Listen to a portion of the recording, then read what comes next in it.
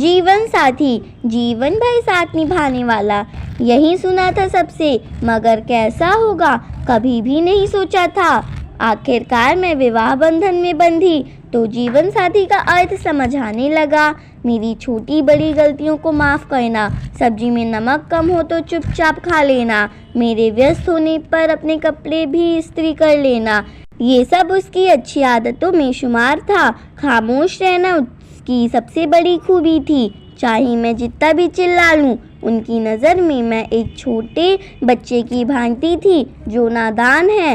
एक दिन मेरे पेट में जोरों का दर्द हुआ, मैं दर्द से कराहने लगी। अचानक एक भयंकर दर्द के साथ ही मैं बेहोश हो गई और रक्तचाप बिल्कुल कम हो गया। जब होश में आई तो पता चला कि मैं अस्पताल में थी और मेरा एक ऑपरेशन हुआ था। मेरे पास मेरे रिश्तेदार बैठे थे पर मेरी नज़र इन्हें ढूंढ रही थी, पर मैं शर्म के कारण पूछ न पाई। घंटों बाद मुझे पता लगा कि ये ऑफिस के काम से बाहर गए हैं।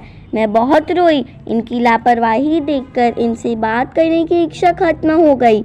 सोचने लगी 7 दिन निकल गए, ये नहीं आए, अब सिर्फ तलाक ही इसकी सज़ा हो सकती है। वो दिन भी आ गया जब मुझे अस्पताल से छुट्टी मिल गई। मैं बेहद नाराज़, निराश और क्रोधित थी। मेरी सास कार तक मुझे लाई और दरवाज़ा खोल दिया। इनको देखते ही मेरे पसीने छूट गए और आंखों में अश्रुधारा बहने लगी।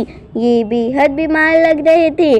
तभी मेरी सासू माँ बोली, इसी ने तुझे अपनी एक किडनी देकर जीवन दान दिया है। रक्तचाप कम होने की वजह से किडनी फेल हो गई थी। मैंने खुद को बहुत कोसा और मन ही मन कहने लगी, यही होता है सच्चा जीवन साथी।